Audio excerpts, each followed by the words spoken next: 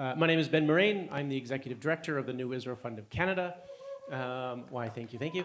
I'm delighted here to have one of my leaders, Mickey Gitzin, the acting CEO of the New Israel Fund, Bagadol, here with us in Toronto. It's very exciting for us. And I'll say a little bit more about what we wanted to do in this session. Very recently, the NIF had some meetings in Israel. It was like just days before the outbreak of the current war, where NIF leadership from around the world came to Tel Aviv to meet with many of the grantees, to work with many of our partners, to hear briefings from journalists and outside experts and politicians and things on the current state of affairs in Israel and where our work was. In this case, specifically focusing on what are we going to do about this year's elections? What is our role? That sort of thing. And watching Mickey present all of that and all of its depth and complexity, also when we made me realize when we have the opportunity to bring Mickey here is there's a lot of cynicism about the Israeli elections. There's a lot of hopelessness. And every time I bring up the issue of elections, and I say like there might be a chance that Bibi's going to lose, like it's a very real possibility. I'm sure you hear it in Israel too. They're like, nah, he's invincible. He'll never go away. It's a really big hurdle in people's minds. And they have lots of reasons in their head about why they think that might be the case. So I wanted you to just sort of like unpack for us, from you who are deeply in conversation with political leaders. NIF is one of the leaders of the progressive camp in Israel and is a backer of so many of the organizations on the democracy camp, in the human rights sector, feminist organizations like Jewish Arab Shared Society, you name it.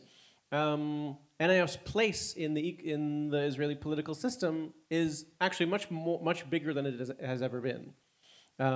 Just that they look to us for a voice and for leadership. So I really felt that our people would benefit from hearing your insider perspective about, what is different about these elections, and sort of I thought the most important things was not just does the average Israeli think or believe different things, which is hugely important because they are thinking and believing very different things than they used to, but also like what's being done on the ground. And some of that is NIF stuff, obviously, but a lot of it is stuff that's not NIF, that is also really encouraging. So with that, I'm just going to say, please. Thank you, Ben. It's great to be here. And you spoke about cynicism, but we just heard that Viktor Orban of Hungary lost his elections. It's official. It's official. Awesome. He conceded, and it looks like we'll see how much his opponent won, but the level of cynicism or questions that were about these elections were just 100 times more than any other elections that I know of. And consistent work and strategic work and big willingness to compromise led it. We want to remember the person who outseated Orban, if it happened, is a very right-wing conservative candidate that was part of Fidesz before. He came out of his own party, and still liberals have decided to support him because they felt he's the only one who can win the elections. So political processes are not linear or necessarily right or left. The pendulum doesn't work that easy. I'll say a few things about Israeli elections. First of all, I think I want to say something about NIF. NIF in all countries in which we operate, including Canada, but definitely in the US, is what we call a charitable organization that works within the framework of what we're allowed to do as one. So we are a 501c3 in the US, and we have our taxation status here in Canada, so we are not involved in any electioning or support of a political party. It's extremely important to say it very clearly. Having said that, I'll do a short of an analysis of the political situation in Israel as I see it at the current moment, and then I will say a few words about what civil society actually is capable of doing, or what can we do. And I think Nitzan has touched part of it in his talk, but I'll go even farther. So politically speaking, Netanyahu is not a popular leader in Israel. I think two things have made it very clear. One, pre-October 7th, I think his decision to establish what they called the ultra-nationalist extreme right government, Yamin, has made it very clear to some people that were more willing to accept him that he's not going to change or he's not going to be a moderate. And the judicial overhaul and the pushback against it and the movement that was established post the judicial overhaul to announcement of it, was significant. In polls and research that organizations we support, like a core that does political psychology analysis of Israeli politics. Funded by us in Canada. Yeah. Clearly see a new political identity being formed in Israel. If you used to have left and right, those were the classic kind of like splits. We have more and more people that define themselves as liberal Democrats, people that would not be fully supporting everything NIF thinks on the occupation or full equality for Palestinians, but they're definitely on the liberal side. And it comes up to almost 60% of Israelis that would define themselves as such. This is a very interesting window to people that would not be necessarily anti-Netanyahu before that, but through the formation of this movement that was an extraordinary protest, has created a new political identity. That's one. The second thing which needs to be very clear is, despite everything, October 7th was a clear failure of Netanyahu's strategy. There are people who are willing to forgive him for that because he's the only one who can, I don't know, preserve Israel as a Jewish state, or I don't know what the reasons, and there are a lot of media, social media, and poison operations that have kind of convinced certain people that there was like traitors from within and conspiracy theories and so on. Those still support Netanyahu in many ways, but there is no doubt that a significant amount of Israelis who used to be Likud voters or around Likud voters are questioning the ability of Netanyahu to deliver on his number one promise: security. So they're not necessarily going to move to vote to the opposition, but their motivation to vote for him goes down. And we see it in every poll. Basically, we're looking at around 16% of the population that voted for the coalition, split in two half actually. One of them is already moved to vote to the opposition, mainly Bennett in the Bennett surrounding, Lieberman and so on, and around 8 to 10% that haven't decided yet. So there is a chance that they'll move to the opposition. There is a good chance, most chances, that they'll stay with Netanyahu and his surrounding, and there is also a good chance that they'll just stay at home. So there is definitely a potential here.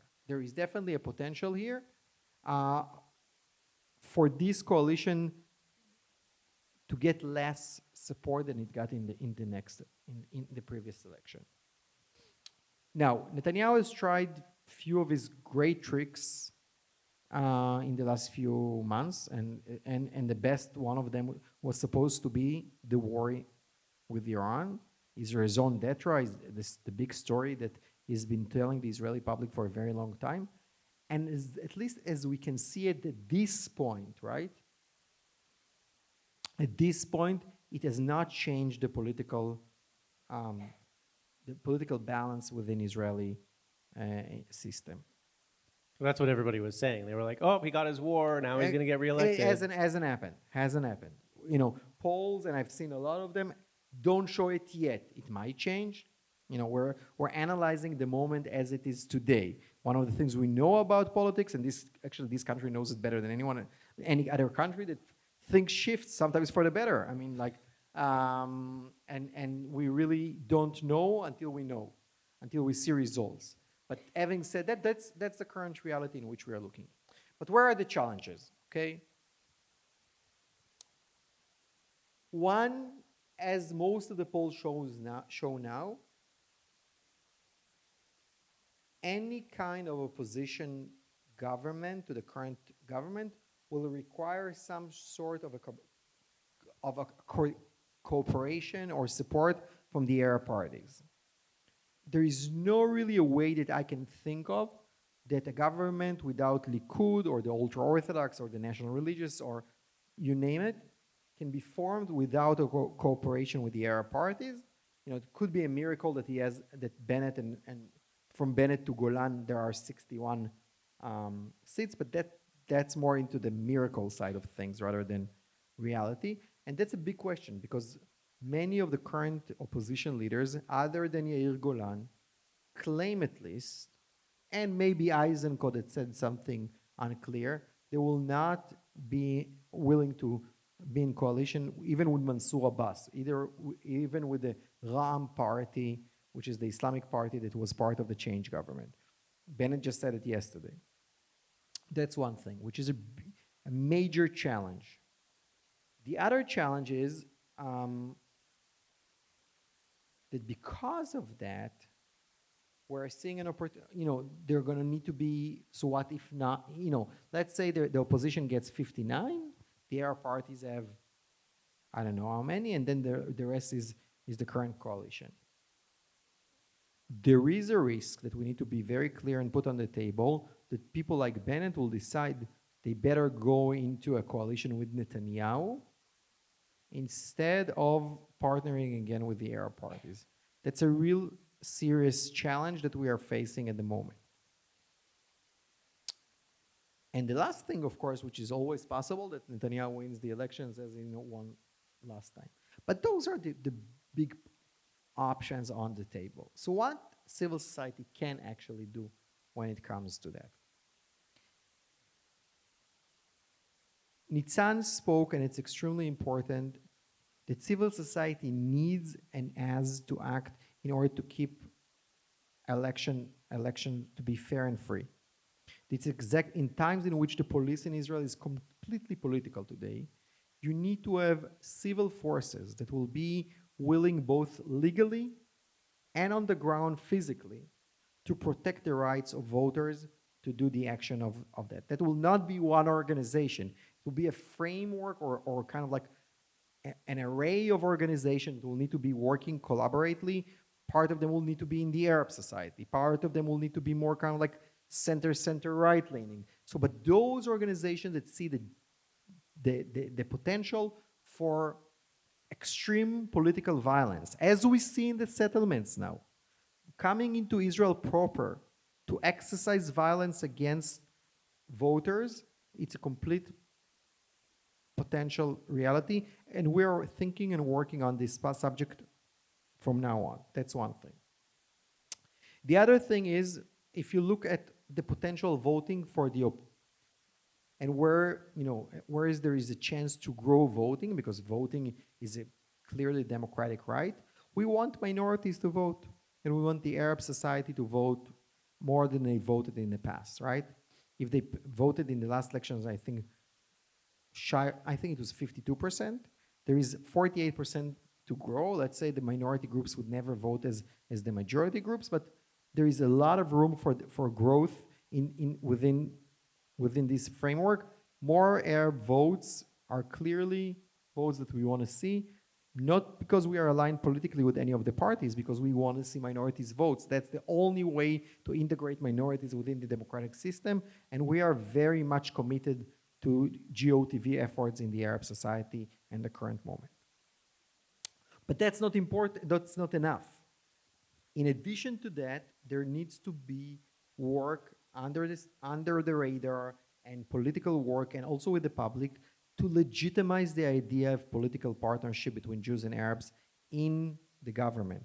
Without such work, even if the Arab votes, like let's say 73%, it will not make a difference because their votes will be completely irrelevant to the political game in Israel. So there needs to be a strong, both public-facing and politically facing work in order to enable future political coalition between Jews and Arabs when it comes to the political structure in Israel.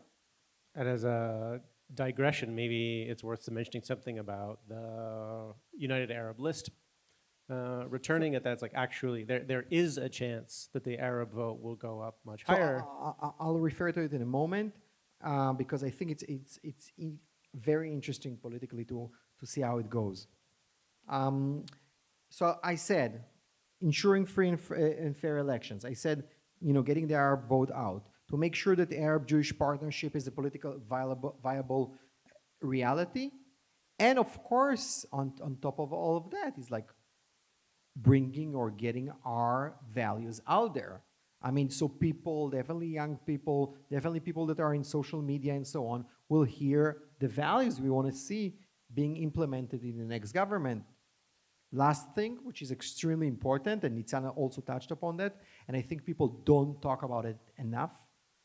Let's be very clear. We were not ready for the change government. The previous government that Bennett led, our side of the political space, I mean, the left-leaning side, was completely unready. We didn't know how government worked. We didn't have positive policies to offer. We didn't have legislation frameworks that we wanted to pass. We didn't know how ministries work from within.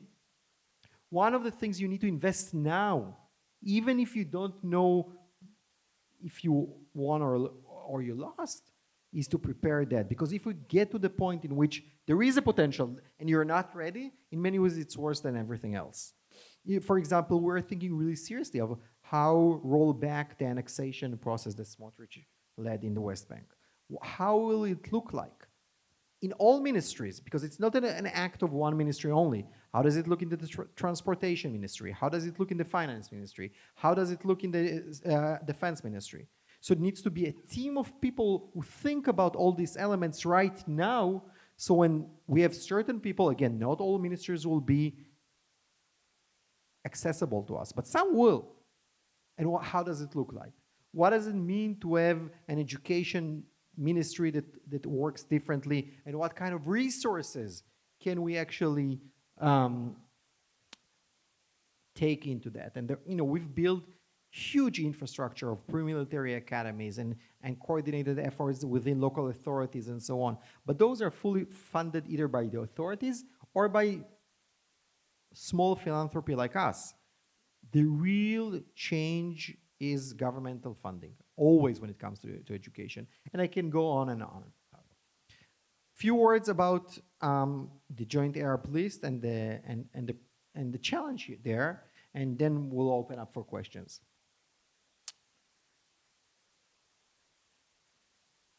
The Joint Arab List is this thing that that many of the politicians don't want. Definitely Mansour Abbas, the leader of Ram, the Islamic party that has a potential to be part of the next coalition, he doesn't want the joint list. I'm not sure that other parts of the Arab leaders want as well. But the public thrives for it. The idea that they're gonna have one united Arab voice just thrills the Arab public to the level that they would, I think, like, they can vote up to 75%, which is huge numbers. And we're looking at 17 seats maybe. The problem is, as Jews are not united in this country, as Jews are not united in Israel, Arabs are not united in Israel. Those parties actually represent different political perspectives. That's true. And with different strategies and different aspirations, and their wish to run in one list will be very challenging in order to form a coalition. There definitely, we're looking at Balad, which is the most kind of like radical, if one wants. I don't think the radical is the right word, but more Arab nationalistic part of this list. They'll definitely not support any alternative prime minister, even if they needed to, although they did it once. Hadash is somewhere in between. Tal is, so there is a mixture there. And so the idea is that if the public will force them into doing it, they're most likely run together, but then they'll negotiate their way into or out government separately. Now, it's not easy. After Mansour Abbas goes into one party with Balad, which is considered to be untouchable by the Israeli center, it will be very hard for him to renegotiate his role in political space. So if you ask Mansour, and I know that that's what he thinks, he's like, I'd rather they have less seats and more bargaining potential.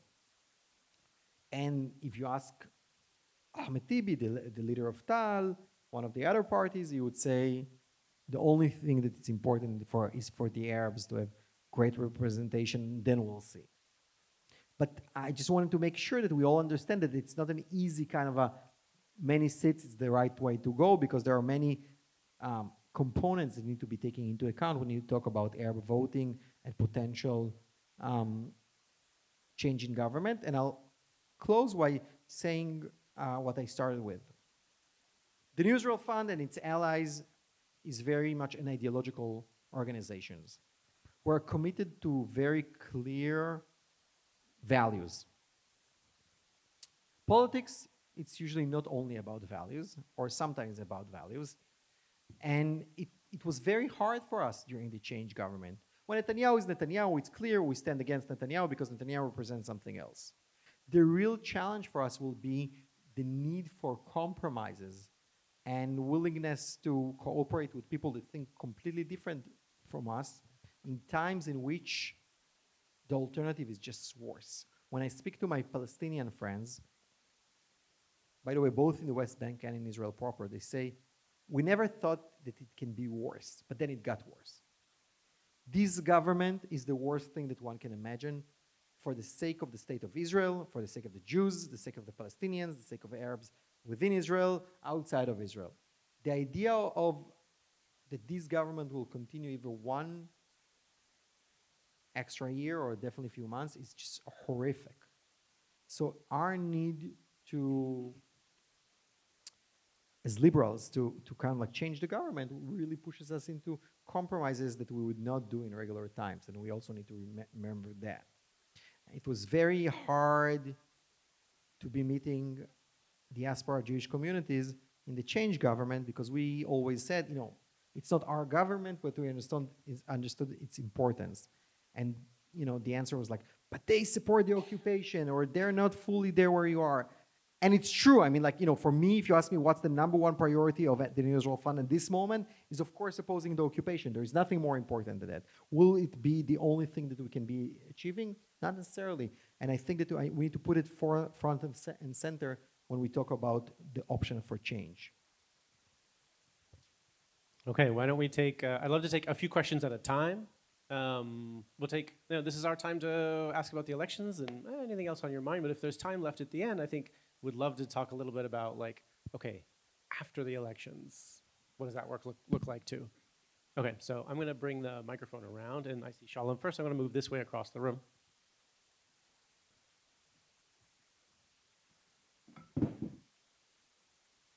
May I remind everyone to ask questions? So the composition in the Knesset is not only going to be impacted by whether there's a united Arab list, but also whether there's going to be a united progressive list. In the last election, because there wasn't a merger of leftist or progressive parties, it first of all discounted the vote altogether, and also didn't represent positions in the Knesset. So is that going to be overcome this time? And the other item you talked about was what civil society can do. What can civil society really do if there's an active government effort at suppression of the vote? Oh, you want to say your Shalom Schachter, one of the Rabbinic Council people on New Israel Fund Canada. Oh, coincidentally. Were there other questions here I saw? Okay, here, I'm coming around.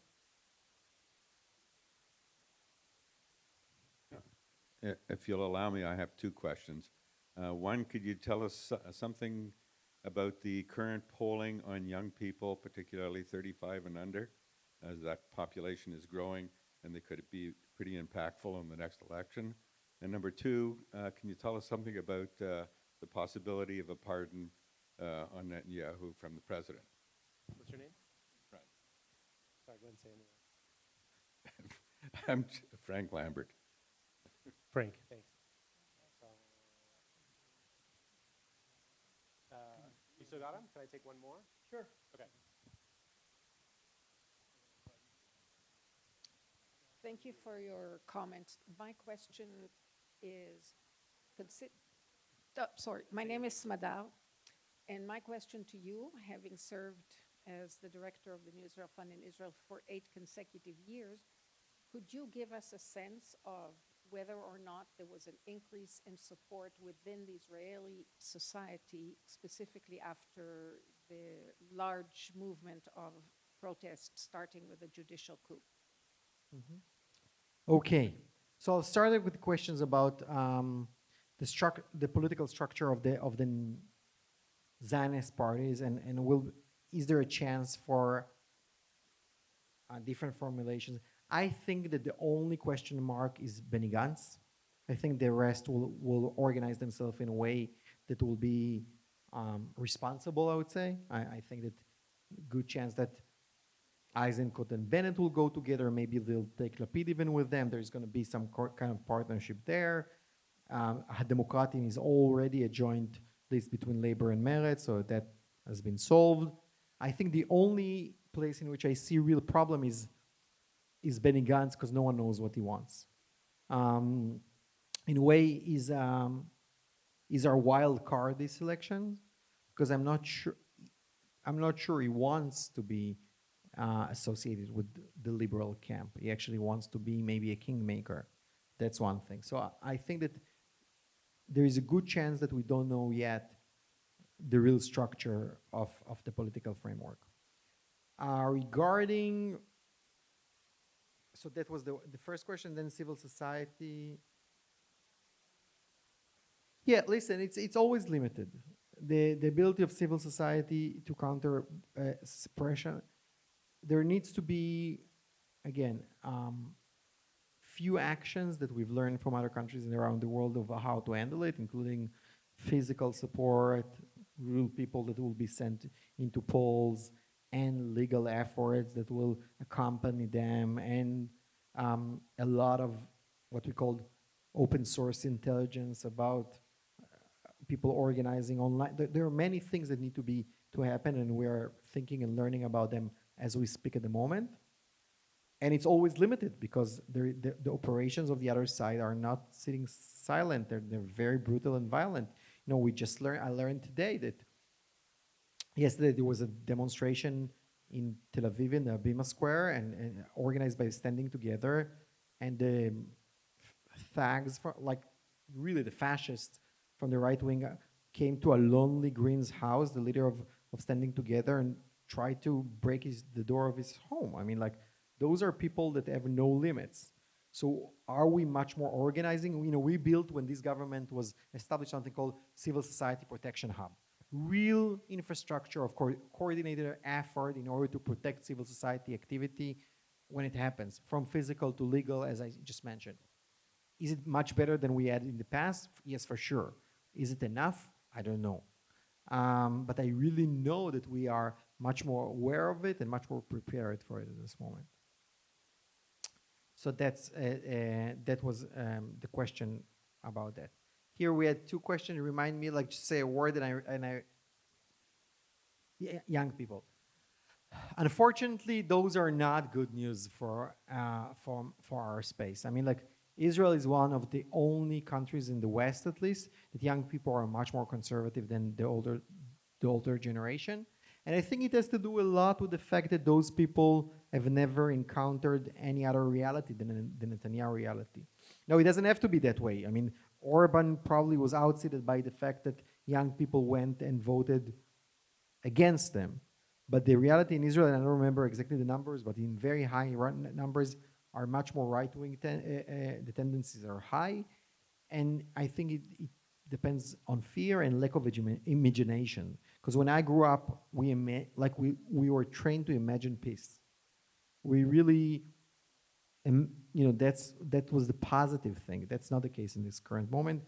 And I think that, if I had to think what one of the number one priorities for us to be thinking of is, like, how do you influence the younger generation? But I have to admit, as long as this government is in power, it's going to be very, very difficult. So that's one. And the second, what's that? Pardon. I mean, like it's guessing. I think that again, do I think that President Herzog wants to find a way to pardon Netanyahu? I think the answer is yes. Do I think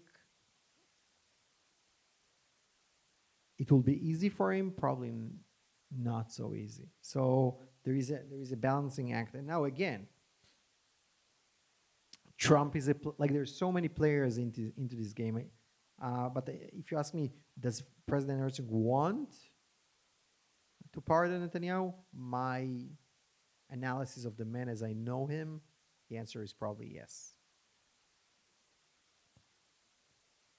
Because he wants to, because he see, from his perspective, from a positive reason, like he sees how those trials broke apart the Israeli society, and he sees his job is to create unity as much as possible among Israelis. He doesn't necessarily take into account so much other implications of it. But that's my assumption. It's someone else could have sat here and said something completely different, but that's my analysis. It doesn't mean you'll be able to do it though. Yeah, and Smadara's question about the support for the.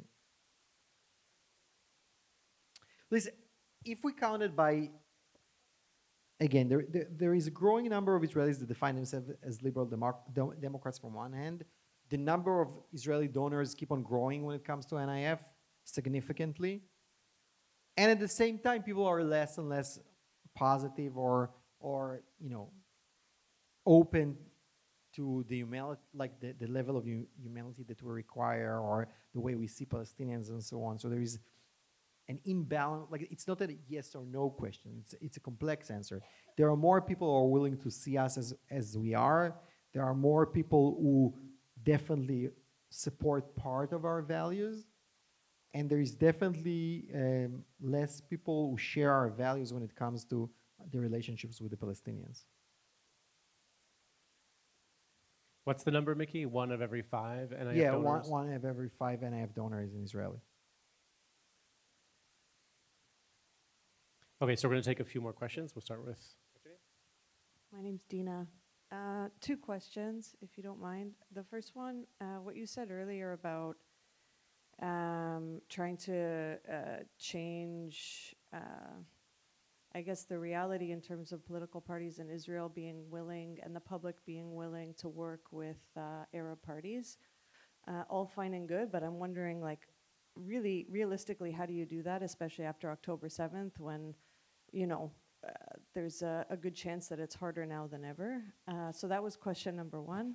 And then question number 2, elections aside, because having an election is one thing, but ceding power is something else, right? So how concerned are we about either the elections not happening at all, or if they do happen, Bibi and his coalition not going quietly into the night?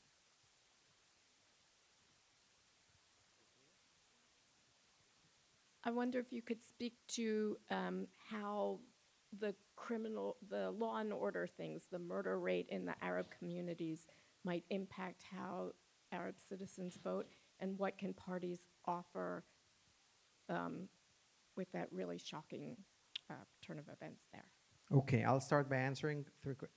So the first question, is it difficult now? Very difficult. Has it happened in the past? It has happened. I mean, before Netanyahu kind of like legitimized Mansour Abbas in his own way, it was almost impossible to believe that any part of Israeli society would think so. When we look at polls in the moment, for example, among Bennett's voters, do they prefer a coalition with Arab parties or with Netanyahu? They prefer coalition with Arab parties. Bennett's voters. It's not their ideal situation, but if Netanyahu is on the ballot, if it's either them or Netanyahu, they prefer the Arab party. So there is enough space to be working with. Let's not forget that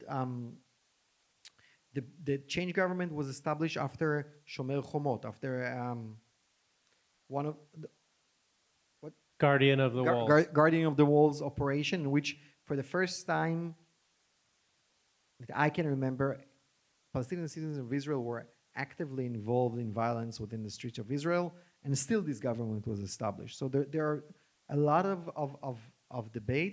I know there are people who work on it. There is very little, you can't promise success, but I think there is a space for it. Definitely, if the other option is Netanyahu being the prime minister first. I think that the Netanyahu card is a very strong card. The moment Netanyahu leaves, it's a different game, but it's a different game in many ways. So that's number one. Regarding number two, it's no one knows the answer for that, I have to admit. Like, is there a chance that they will not concede and will not accept the election results? Definitely after what happened today in Hungary, even higher than before, because they saw a very strong prime minister that has been in power, that has been able to change the entire political system to benefit himself. Maybe losing, I don't know. I haven't been on my phone for a few minutes, so I don't know if it's still happening. Confirmed it. Okay. Yeah.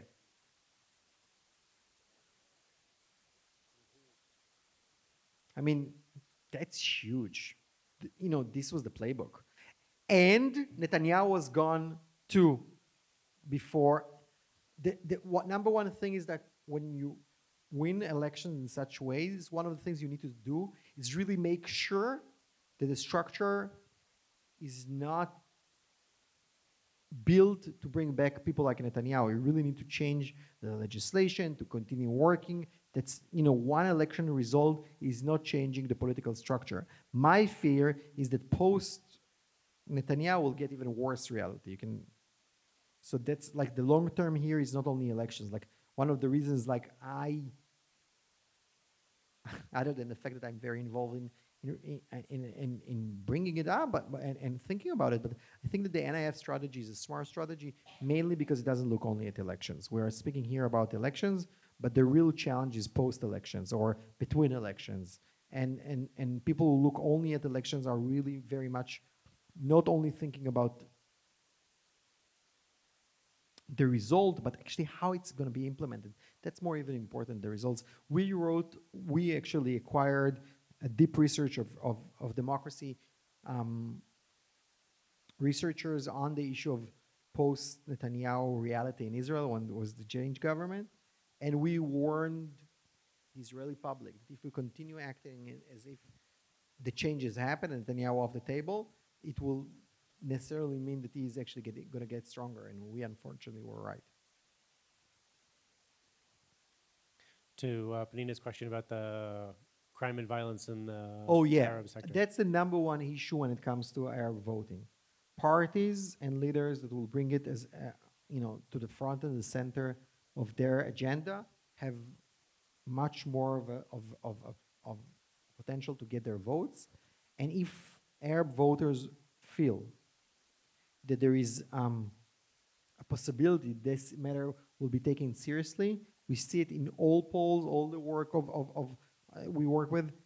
It increases their participation. That's the almost solo issue that matters to the Arab population in Israel. Of course, there is Gaza and there are other issues, but if you take what's the number one priority of Palestinian citizens of Israel at the current moment, by far is the issue of crime and violence, and that will be also a number one kind of like reason why they will have, if they have joint lists, and why would they go to vote. So I think all of the parties that I can think of have something in their... Listen, the change government, one of the issues that they actually handled successfully, and it was just cut, was that matter. They had the Ministry of Internal Security under the leadership of Omer Bar-Lev, Yoav Segalovich, and Tomer Lotano is their executive director, has been able to implement policies and funding and cross or multi-ministries kind of like approach that reduce the amount of crime and violence in the Arab society significantly, because they thought and looked at it in a very smart and strategic way. it's quite not, the current moment is a policy moment. I mean, like, the reason why Arabs kill each other is because the government wants them to kill each other. They do partner or cooperate with crime, crime of families. There is no police working against it. There is no welfare systems that work there. There is no post-school programs. All of that create a crime and violence environment, and that can be changed. That's one of the only issues in which you'll definitely have a consensus in any next government if it's not the current government. So I think there is a real potential for success when it comes to this matter, much more than land and planning and zoning and other things that the Arab community is concerned with. Okay, we have 15 minutes left, so if there's any other questions that people want to ask, we have one last chance. I see Steve. Hi, thank you. I'm interested in maybe a little bit more comment from you. You'd said earlier that you thought potentially, and the fear is that Bennett could form a coalition with Netanyahu. And then a few moments ago, you said that the polling of his supporters would rather have a coalition with Bennett and the Arab parties. I wonder if you'd expand that. We've got one more question from Rabbi Shalom, and then I think Sure. if you want to say something about organizing the day after. You mentioned that younger voters are more right-wing. Would not October 7th and the failure to anticipate it and the current war with Iran be impacting on those who are in the Tzahal to feel that they weren't given the support by the current government and make them more inclined to vote against it? Unfortunately, the answer is no. That's the common sense. But the level of fear and the level of mistrust and the culture of revenge that was created within society, unfortunately, the answer is no. And also, the interaction between, definitely when it comes to the West Bank and Gaza, the interaction between ultra-nationalists that become more and more significant power within the military, high-level commanders, mid-level commanders, a lot of the officers, has its impact. There is no other, there is no other narrative almost when it comes to the army. Those systems will need to be cleaned and fixed from top down, bottom up, like everything. The police, the Shin Bet, now the Mossad, if they're not completely cleaned and restructured and rethought, it's a bigger problem than we thought. Like, it's not only the government. It infiltrated the entire systems of the state of Israel. Now about that question. Bennett comes from the heart of the right wing in Israel. That was his support system. This is his community. This is where he goes to shul. He's a traumatized human being. Seriously, people that meet with him, we're talking about trauma. He was pushed away from his own community. Even if he doesn't know it now, his ability to go back to the loving arms of the right would be something that would be very attractive for a person like Bennett, because really, he was the entire attack against the New Israel Fund, the idea that you need to undermine the Supreme Court. A lot of these ideas that we actually now associate with the current government were ideas that came from Bennett and his surrounding. He was in the heart of this political framework. It's true that he was negatively affected by Netanyahu, that the only way he can be the prime minister, which is the dream of his life, is through these processes that connected to the liberal camp. I think he does see the level of corruption, and he's a fine man. He's a reasonable man, right? But I would not completely rule out the idea that after he sees the options he has, after President Herzog plays a game there too, he'll decide to go for a unity government. He'll say that that's the only way to unified society. I'm not saying that's the option that will necessarily happen, but I would not rule it out completely. So as we just take a moment to think about afterwards, if it is, if we get our dream of dreams and Netanyahu is out the door, what you said earlier about civil society needs to be prepared to move on that opportunity, and how, under the previous change government, I remember at the time, we were hearing from our people in the field and the people who do work with the organizations that the ministry doors are open. They want to hear from civil society, and civil society doesn't know what to do. They don't, who do we meet with? Who do we talk with? How do we practically put recommendations on the table? In many cases, it was a totally new field of training. So would you tell us a little bit more about, given that we've learned from that moment, what does it look like now? So there are a few organizations that work on this subject. Not all of them are grantees of ours, but part of them are, like the Baruch Katzenelson Foundation or the Zulat Institute and others. And I think the idea of forming a full structural proposals, when you deal with a subject or when we deal with a matter, you don't think about it only from one ministry perspective. That's one thing. And the other thing is what does it mean? What are the concrete elements that need to be changed or proposed that are different? We knew really well to work in the Knesset. Parliament was easy. We knew, we came, we talked, we put forward a PDF file and went away, right?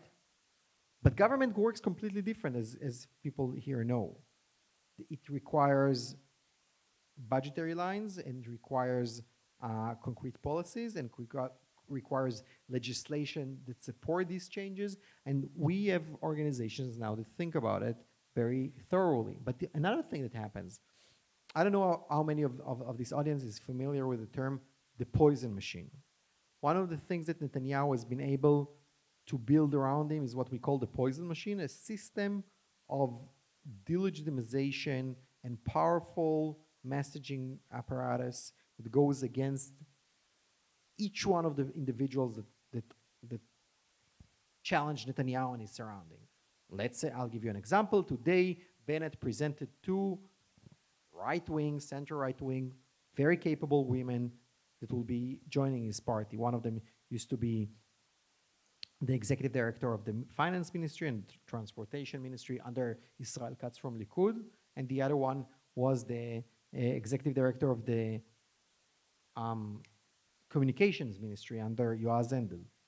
Very reasonable people. They already, started digging against them and saying horrible things about them. So the poison machine works from the other one side. What we didn't have is actually the support system for our own politicians to support them in the public discourse. And one of the things that, one of my friends who used to be a minister, and you can ask Nitzan as well, is we had our own, we had the poison machine from one side attacking us, basically tearing us apart. We had no support system from the other side. And even more so, most of the things the progressive civil society was busy with is attacking us that we're not doing enough. So thinking about meaning that's what the us being progressive or liberal politicians. Right. No, the right wing is attacking us, and the civil society is just complaining that we're not doing it good enough. Right. And again, civil society is there also to challenge every government, and we can't give up on our values because it's a different government. But we do need to learn how to work with it both publicly and politically, so people who are positively related to us know and can do their work. And it's never going to be the entire civil society. Certain elements of civil society, I can name organizations, will always be oppositional to the concept of government. By definition, by their DNA. But we do need to build, and I hope we have built through the years, more political leaning civil society that knows how to work with the system, not politically partisan, but political system that knows how to work with the system. And I think that next government, if it happens, will be a major challenge and an opportunity in this matter, because we'll need to know how to support our leaders despite the fact that policies are not completely the way we want it, and on the other hand, not give them complete free pass because there are certain spaces in which if you push politicians, they can do much more. But the organizations, the one that we support is Berl Katzenelson Foundation, and the other one is Zulat. And again, our own system also thinks about it a lot, and bringing those two things together. For example, with Berl Katzenelson, we really brought experts from the field of the occupation, like human rights people, to work with policy people in order to bridge this gap, because human rights people don't know how to talk policy, and policy people barely know what's going on the ground. We've learned it when it comes to the occupation so many times. You talk to generals that you think that they've been, in charge and involved in policy for so long, no information how the system works. On the ground, how expulsion of Palestinians happens day by day. And on the other hand, human rights activists don't know even who to call when they need to. And those kind of interactions are extremely important for the future. I think this is actually one of the things I like most about working for New Israel Fund is that I get to learn about Israeli society in a much more granular level than, say, reading from the outside of the news. And I think one of the things that gives me enduring hope actually is the understanding that there's things that can be done differently. Often we look from afar and we just see this monolith of this society and we are worried that it's headed the wrong direction. But actually there's reasons why the right won, and there's ways that they did it, and there's things that they do poorly. And actually the role of the New Israel Fund when it's looking at civil society is to see the holes, to see the gaps, to plug together players who aren't talking to each other, to look at the whole ecosystem and to actually make the system work better. And I think, Mickey, you've done an excellent job of showing us that actually it's not a fait accompli, that it has to be the way that it is. The work of civil society is to change the path that we're on and to offer new alternatives. And I just want to say, think of the past 3 years. Many people in this room are familiar with Omdim B'Yachad. Didn't exist a decade ago, seed funded by New Israel Fund. Many of you are familiar with Mitvim, that does alternative foreign policy. Didn't exist a decade ago, founded by an emergency grant of the New Israel Fund. We're looking at the Breakout Nelson, Zulat mentioned, didn't exist a decade ago. So much of the institution building, Accord that we've talked about that has so much of the deeper understanding of Israeli political, the motivations of the public and the opportunities before us. Our job has been to see an ecosystem that is not yet fully fleshed out and to give it the pieces that it's missing and to make everything greater than the sum of its parts. And I think, Mickey, you've done an excellent job of giving us a flavor of those things and giving us hope that there are things that are being done differently in this election that we have learned from past elections, and that our role in civil society is really clear, and that we are doing everything we can to tip the balance. Yes, So I'll thank just you. add another thing which is the hardest, and I think that with crowds like that have been knowing us for very long, and you also need to decide what you stop doing. Not only what you're doing new, but actually what actually is the right to stop doing, and how do you stop doing it, although it's important, although it's extremely moving, and we've been doing it for a very long time. And I think that we have here 2 past international board members who've have heard me say it a long time ago, people want to do new things, but you always, when you want to do new things, you ask yourself, what do you want to stop doing? And that's the real challenge. Thank you, Mickey, for joining us. Thank you for telling us everything. Thank you for the work that you've done. Kol hakavod.